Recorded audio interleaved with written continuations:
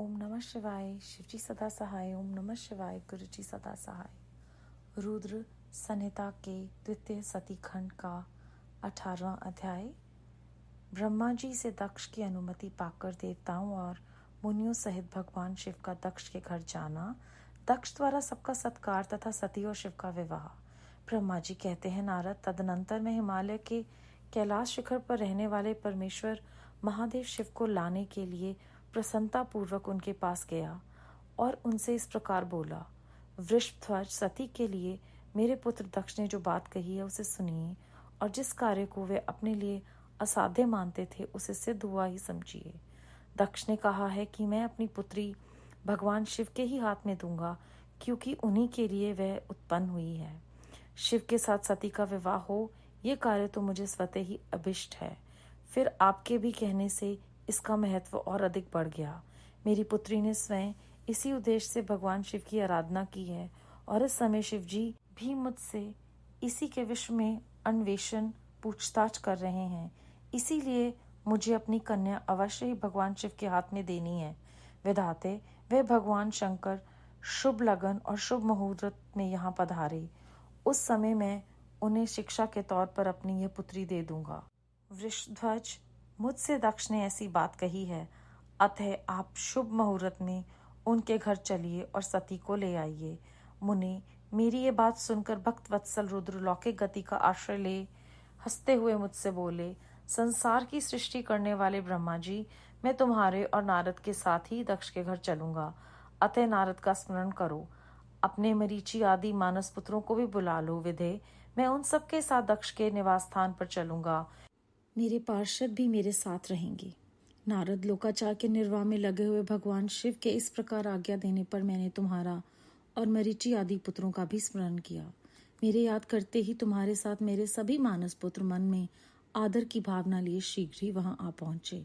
उस समय तुम सब लोग हर्ष से उत्फुल्ल हो रहे थे। फिर रुद्र के स्मरण करने पर शिव भक्तों के सम्राट भगवान विष्णु भी अपने सैनिकों तथा कमला देवी के साथ गरुड़ पर आरूढ़ हो तुरंत वहां आ गए। तदनंतर चैत्र मास के शुक्ल पक्ष की त्रयोदशी तिथि में रविवार को पूर्वा फाल्गुनी नक्षत्र में मुझ ब्रह्मा और विष्णु आदि समस्त देवताओं के साथ महेश्वर ने विवाह के लिए यात्रा की। मार्ग में उन देवताओं और ऋषियों के साथ यात्रा करते हुए भगवान शिव बड़ी शोभा पा रहे थे। वहां जाते हुए देवताओं, मुनियों तथा आनंद मगन मन वाले प्रमथ गणों का रास्ते में बड़ा उत्सव हो रहा था। भगवान शिव की इच्छा से वृषभ, व्याघ्र, स्पर, सर्प, जटा और चंद्रकला आदि सब के सब उनके लिए यथा योग्य आभूषण बन गए। तदनंतर वेग से चलने वाले बलवान बलिवर्द नंदीकेश्वर पर आरूढ़ हुए महादेव जी श्री विष्णु आदि देवताओं को साथ लिए क्षण भर में प्रसन्नता पूर्वक दक्ष के घर जा पहुंचे। वहां विनीत चित्त वाले प्रजापति दक्ष समस्त आत्मीय जनों के साथ भगवान शिव की अगवानी के लिए उनके सामने आ गए। उस समय उनके समस्त अंगों में हर्ष जनित रोमांच हो आया था। स्वयं दक्ष ने अपने द्वार पर आए हुए समस्त देवताओं का सत्कार किया। वे सब लोग सुरश्रेष्ठ शिव को बिठाकर उनके पार्श्व भाग में स्वयं भी मुनियों के साथ क्रमशः बैठ गए। इसके बाद दक्ष ने मुनियों सहित समस्त देवताओं की परिक्रमा की और उन सब के साथ भगवान शिव को घर के भीतर ले आए। उस समय दक्ष के मन में बड़ी प्रसन्नता थी। उन्होंने सर्वेश्वर शिव को उत्तम आसन देकर स्वयं ही विधि पूर्वक उनका पूजन किया। तत्पश्चात श्री विष्णु, मीरा, ब्राह्मणों का, देवताओं का और समस्त शिवगणों का भी यथोचित विधि से उत्तम भक्ति भाव के साथ पूजन किया। इस तरह पूजनीय पुरुषों तथा अन्य लोगों सहित उन सब का यथोचित आदर सत्कार करके दक्ष मेरे मानस पुत्र मारीचि आदि मुनियों के साथ आवश्यक सलाह की। इसके बाद मेरे पुत्र दक्ष ने मुझ पिता से मेरे चरणों में प्रणाम करके प्रसन्नता पूर्वक कहा, प्रभु आप ही वैवाहिक कार्य कराएं।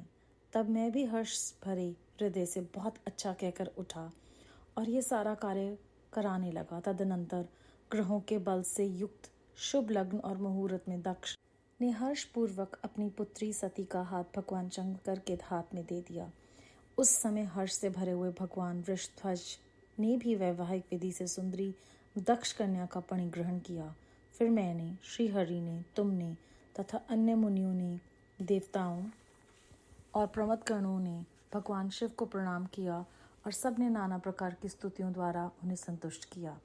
उस समय नाच गान के साथ महान उत्सव मनाया गया। समस्त देवताओं और मुनियों को बड़ा आनंद प्राप्त हुआ। भगवान शिव के लिए कन्यादान करके मेरे पुत्र दक्ष कृतार्थ हो गए।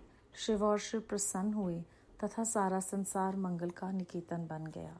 अध्याय 18 समाप्त। इस अध्याय में संगत जी हमने जाना है कि पहले पिता जो हैं वो जब शिव जी को कहते हैं कि दक्ष का मैं ये संदेश लेकर आया हूँ, तो शिव जी कहते हैं कि एक तो उनकी इच्छा है और दूसरा आपने कह दिया तो मैं करूँगा। तो पिता का सत्कार, फिर से वो अपने दक्ष को पिता से जब मिलते हैं ब्रह्मा जी से वो प्रणाम करते हैं। उसके बाद जब सब भाई वहाँ पे पहुँचते हैं तो कहते हैं कि उन्होंने मानसपुत्र मरीचि और मुनियों के साथ सलाह की।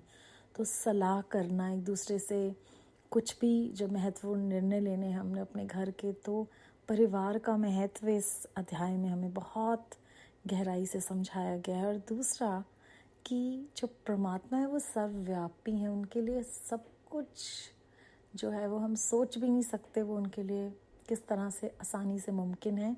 वो एक पंक्ति है जब वो कहते हैं कि महादेव जी श्री विष्णु आदि देवताओं के साथ क्षण भर में प्रसन्नता पूर्वक दक्ष के घर चले गए और सबने हर्ष जो है वो महसूस किया। और जब विधि विधान से कन्यादान का समय आया तब दक्ष जी ने फिर कहा ब्रह्मा जी से कि आप ही सारे वैवाहिक कार्य कराएं। तो कितनी बड़ी प्रेरणा मिल रही है हमें यहाँ पे कि जो बुजुर्ग हैं उनको जो जीवन का ये जो उनके पास संचित किया हुआ एक्सपीरियंस है वो हमेशा ही हमें मददगार होगा।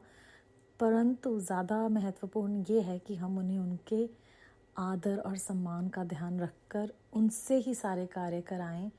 कितनी सहजता से हमें ये सिखा दिया। और इस प्रकार ये बहुत बहुमूल्य जो कार्य था वो हुआ, नाच गान के साथ, उत्सव के साथ और सपरिवार हुआ।